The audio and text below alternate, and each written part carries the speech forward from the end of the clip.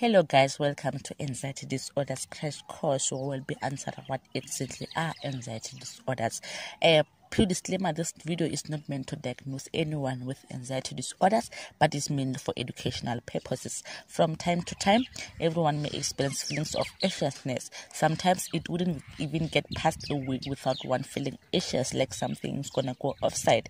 If you're walking into a boardroom full of people for an interview, it is pretty normal to feel anxious in that particular situation. Anxiety starts to be a problem when the feelings of anxiousness start to be severe or even more persistent in such a way to cause distress in one's life.